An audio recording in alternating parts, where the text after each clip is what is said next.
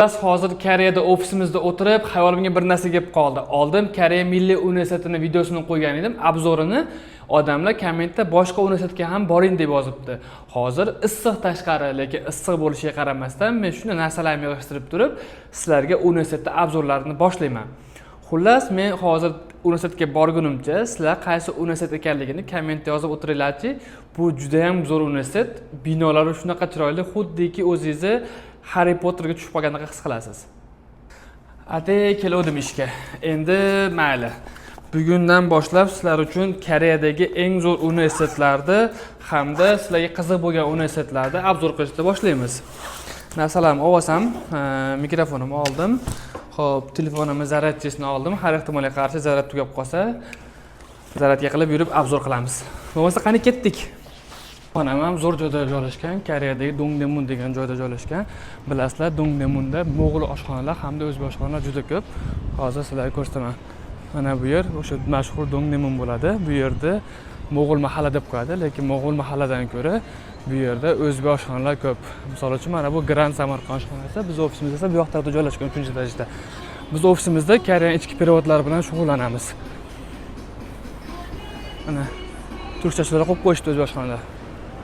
Koreya universitetiga borishda Dongdaemunda ikki xil yo'li bor. Bittasi avtobusda, to'g'ri persitkasi to'g'ri borasiz, Koreya universitetining oldiga, ikkinchisi metroda. Hozir havo juda ham issiq bo'lgani uchun men metroda ketishga qaror qildim hamda sizlarga metrosini ko'rsataman Koreyani.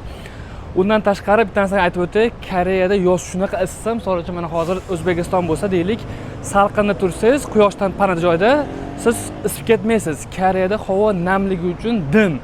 Salqin tursangiz ham isib ketasiz. Hatto juda ham dangasaman. Havo issiq bo'lgani uchun shunchaki metroda ketishga qaror qildim. Mana bu metroga tushib ketish, ya'ni shopping molda ichi. Bu shopping molda Uniqlo, ya'ni Yaponiyaning mashhur brendlarini ko'rishingiz mumkin. Bitta narsa, men metroda ham plampiyadan tushmayman, iloji boricha elevatordan tushaman, hamda elevatorda ham qoidasi bor. Agar siz tushib ketmasdan shunchaki turib tushmoqchi bo'lsangiz, elevatorda o'ng tarafida turasiz. Agar tezroq yurmoqchi bo'lsangiz, chap tarafdan yurib ketasiz. Mana bu shopping mol. Mana bu yerda ko'rib turibsizlar, metro 1-2 yozib qo'ygan. Bitta qiziq narsa, bu yerda dunyoda mashhur brendlarni uchratishingiz mumkin. Misol uchun mana bu North Face juda mashhur va Koreyaning kosmetikasiga qiziqadiganlar uchun mana bu Olive Young bo'ladi.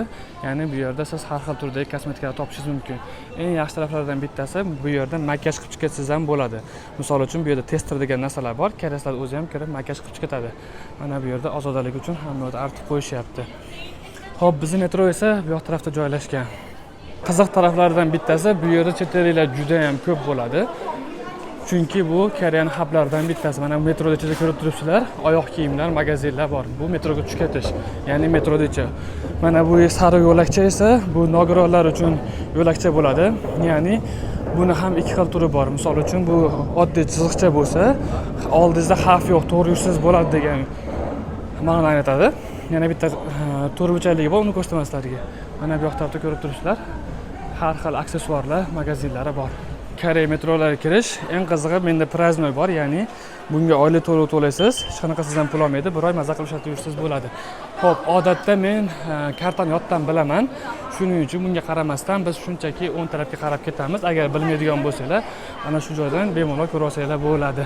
Aytganimdek, sariq yo'lachani ikkinchisi, ya'ni bu turbucha to'xtat oldida narsani tekshir degani, bu oldingda xavf bor degan ma'noni aytadi. Xo'p, Koreya metrolarini ko'ryapsizlar. Konditsionerda ishlab turibdi. Havolar issiq bo'lishiga qaramasdan. Xo'p, mana bu oldindagi oyna esa odamlar o'zini metroga o'tolmasligi uchun qurilgan narsa bo'ladi. Mana bu yerda esa Koreyaning kosmetikasining reklamalari ketyapti. Bu narsani aytib o'tay, mana bu yerda metroda alohida nogironlar uchun hamda og'ir oyoqlilar uchun, bolaliklar uchun alohida chiqish yo'lakchasi. Odatda bu yerga turib olmaylar. Mana bunaqa joyga tursanglar, odamlarga bo'lgan hurmatingizni bildiradi. Qarasanglar, Koreya metrolarining ichida paypoqlar sotyapti ekan. Misol uchun bitta paypoq 100 won, ya'ni 100 won 1000 won 10 ming so'm bo'ladi. Ya'ni 1000 so'm bo'ladimi shunda? Xullas, bu metroda-chi persatkani ko'rsatib qo'ygan. Juda ham uzoq Koreyada metrolar kattaligini qaranglar, mana dangas odamlar uchun mana bunaqa pastda o'zi qimillab turadi, sal tezroq yurishingizga yordam beradi. Xullas, metroda o'zi odatda Koreyada public place'larda, ya'ni ommaviy joylarda videoga olish mumkin emas. Iloji boricha koreyslarni ko'rsatmasdan video olishga harakat qilyapman. Metrodan tushib oldim. To'g'risi qanaqadir anchadan beri blog qilsam ham, lekin odamlar oldida video olganim juda uyataman. Xullas, bu metro stansiyani bilganlar biladi. Bilmaganlar uchun bu metro stansiyasi o'sha universitet nomiga qo'yilgan. Ya'ni Topilati taran bu o'sha Koreyadagi eng mashhur universitetlardan bittasi. Koreya universitetiga keldik. Eng qizig'i bu universitetda ramziy haykali sher. Bu universitetga shundoq eshikdan kirganinglarda xuddiki o'zingizlarni Harry Potter kinosiga tushib qolgandaqa, Hogwartsga tushib qolgandaqa tasavvur qilasizlar. Universitet eng qiziq tarafi o'sha Amerikaning mashhur Princeton universitetidan ilhomlanib, mana xuddi shunaqa shaklda qurilgan. Eng qizig'i bu universitet boshqa universitetlarga o'xshamaydi, chunki bu universitet Koreya universiteti. Universitet 1905-yilda tashkil etilgan, ya'ni deyarli 100 yildan oshdi. Xo'p, bu universitet bilasizlar dunyo bo'yicha top 1000 talikka emas, top 100 talikka kiradi, ya'ni 71-o'rinda. Tasavvur qiling, dunyoda necha yuz mingta o'qish bor, bu universitet o'shalar ichida 71-o'rinda turadi. Universitetda 32 ming atrofida odam o'qiydi. Ularning 21 tasi undergraduate, ya'ni bakalavr, 10 mingtasi esa magistratura hamda qolgan sonlar esa PhD doktoranturada o'qiydi. Mana bu universitet yo'lagidan yurib borar ekansiz, o'zingizni xuddiki ertaklarda kinolarga tushib qolgandek tasavvur qilasiz. Bitta xohlagan joyga kirib, xohlagan joydan chiqib ketsangiz bo'ladi. Eng qizig'i shunchaki darsga kirib, darslar tomosha qilsangiz ham bo'ladi. Birov sizga indamaydi. Xullas, mana shu yangi binosi. Ko'rib turibsizlar, universitetda bilganinglardek rangi, o'zining ramziy rangi bor, ya'ni to'q qizil. Hamda logotipida esa sherda, ya'ni yo'lbarsni timsoli bor. Xo'p, nimaga bu universitetda yo'lbars aks etgan? Chunki bunga sabab universitetni ochgan odam yo'lbarsda ramzi sifatida qilingan sababi universitetda studentlari shundan shijoatli universitet studentlarligini bilib turish uchun shunday qilingan. Xo'p, universitetda kofe shoplar ham bor. Misol uchun ko'rib turibsizlar, ovqat ham sotadi, kofe ham sotadi. Bu yerda esa coworking zona. Hamma xohlagan joyga o'tirib bemalol narsa bo'ladi. Pastda esa studentlar dars qilyapti. Universitetning ichida xuddi kaptarxonada yurgandaqa bemalol yursanglar bo'ladi. Hech kim sen bu yerda nima qilyapsan yoki qaydan kelding deb hech kim sizdan so'ramaydi. Va universitetni ko'rib turibsizlar. Wow. Lightingni qaranglar, juda chiroyli chiqqan. Hop, bu yerda ko'pchilik chet el talabalar ham juda ko'p. O'zbekiston, Qozog'iston, Yaponiya, Mongoliyadan studentlar juda ko'p. Mana bu esa universitet logotipi. Hop, bu esa aytganimdek coworking zonalari. Mana bu yerda даже sim karta ham sotar ekan, telefon sim karta, ko'zoynak magazin, hamda bu yoq tarafda esa ovqat magazin. To'g'rida esa kafe ekan. Hop, har bitta universitetda o'zini storlari bo'ladi, ya'ni o'zini ramziy logotiplari tushirilgan magazinlari bor. Xo'p, mana bu Koreya universitetining magaziniga kiramiz. Ko'rib turibsizlar, bu yerda hamma narsa bor. Har bitta narsaga Koreya universitetining logotipi tushirilgan. Mana bu aytganimdek yo'lbars Koreyaning milliy ramzi. Mana bu yerda esa brilloglar, har xil narsalar bor ekan.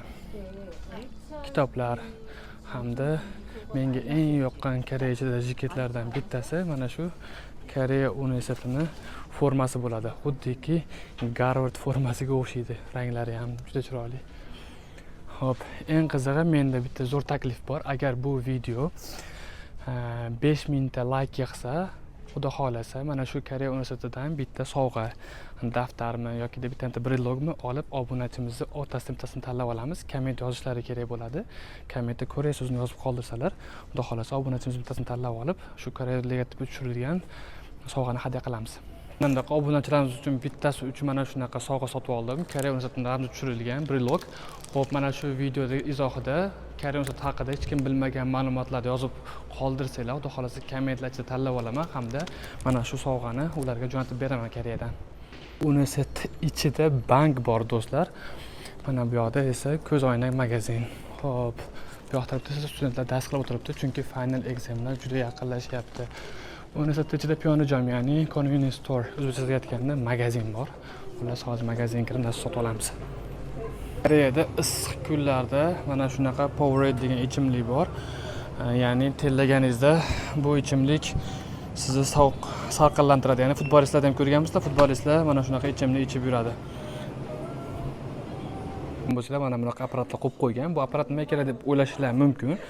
Bu apparat studentlar o'qishdan spravka, baholari va boshqa sertifikatlar olgani o'zlari bemalol kelib olsalar bo'ladi. Mana bu yoq tarafdan tanlaydi nima kerakligini hamda bu yoq tarafda kartasini tiqib pulini to'laydi. Ofisdagilar biz taqmasdan o'zlari onlayn 24 soat davomida olib ketsalar bo'ladi. Universitetning kutubxonasi, ya'ni 24 soat ishlaydi. Studentlar bu yoq tarafdan oldindan joyni rezerv qilib kirishlari kerak bo'ladi turniketi bilan. ID kartalar bilan ichkarida studentlar 24 soat darsga o'tirgan bo'ladi. Bu yoq tarafdan kutubxona. Xo'p, bu universitetga kirish uchun talablar kelib ko'rib chiqamiz. Birinchi o'rinda ingliz tili yo'nalishiga yangi English track topshirmoqchi bo'lsanglar, sizlardan IELTS minimum 6 talab qilinadi. O'zi odatda 6 bilan topshirsanglar bo'ladi, lekin sizlarda shansinglar 6,5-7 bo'lsa ko'proq shans bo'ladi. Undan tashqari koreys tili Topic 3 kerak bo'ladi, lekin Topic 3 bilan ham kirish juda qiyin. Topic 4, Topic 5 bo'lsa kirish shanslar yuqori bo'ladi. Xo'p, isib ketganim uchun keyin suv olaman. Musiqiy tanaffus deydi-yu. Bu suv menga pul to'lamagan reklama emas, просто chanqaganim uchun ichyapman. Bismillah. Xo'p, bu universitetda o'zim akam o'qigan uchun bu universitetga qanaqa study plan yozish haqida kelinglar gaplashamiz. Xo'p, study plan odatda bilasizlar nimaga bu universitetda o'qimoqchisizlar, nimaga aynan bu universitetni tanladinglar hamda bu universitet nimaga sizlar olish kerak degan savolga javob berishinglar kerak bo'ladi. Xo'p, odatda study planni ko'pchilik nima deb yozadi? Men shu O'zbekistonda tug'ilganman, sizlar universitetida o'qimoqchiman, juda ham zo'r o'qish. Shuning uchun bu o'qish ishonaman, menga kelajagimda yaxshi foyda berishiga deb yozadi. Lekin odatda study planda siz o'zingiz haqingizda qiziqarliroq storytelling, ya'ni hikoya qilib aytib berishingiz mumkin. Misol uchun, akamni keysida oladigan bo'lsangiz, study planda mana shunday narsalar yozgan ekan. Misol uchun, men bitta asakani kichkina qishlog'ida tug'ilganman. Yoshligimdan otam ot minishga, kurashga hamda kamondan o'q otishga o'rgatgan. Va bu menga qanday narsalar o'rgatgan, ya'ni skills haqida gap ketyapti. Bu menga ot minish, doim hayotda balans ushlab turish haqida o'rgatgan. Kurash esa yiqilgan kurashga to'ymaslik haqida.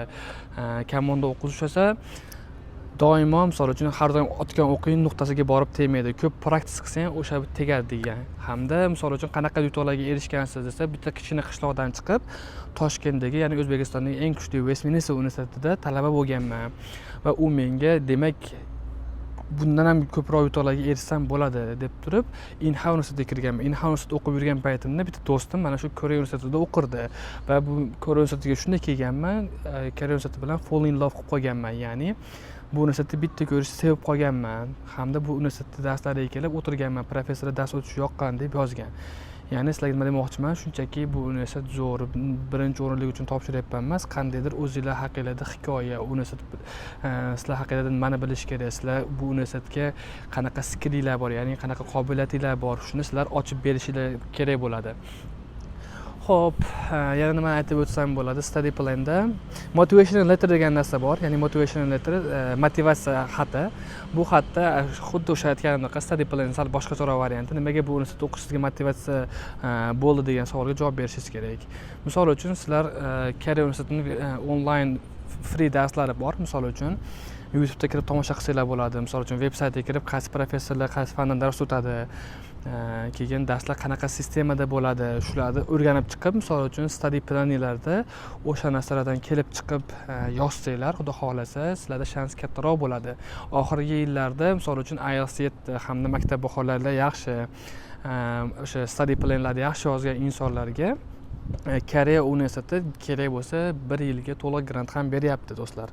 Bu yerda o'qiydigan o'zbek tanishimiz bor. Xudo xolasa, keyingi videoda u tanishimiz bilan suhbat qilamiz. Motivatsiya xatlarida nimani yozgan, study planida nimani yozgan, o'zi bundan oldin topshirishdan oldin nimalarga erishgan haqida hammasini bafurcha so'rab, xudo xolasa intervyu shaklida qilamiz inshaalloh.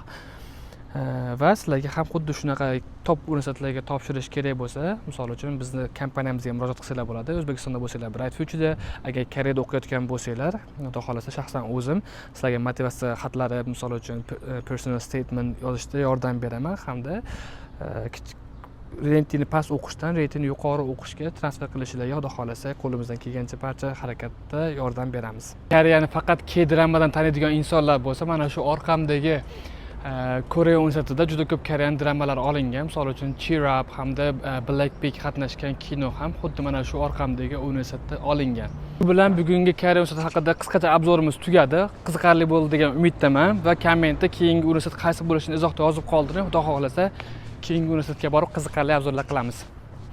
Hamda shunaqa foydali, qiziqarli videolar uchun menga like hamda obuna tugmasini bosib qo'ying.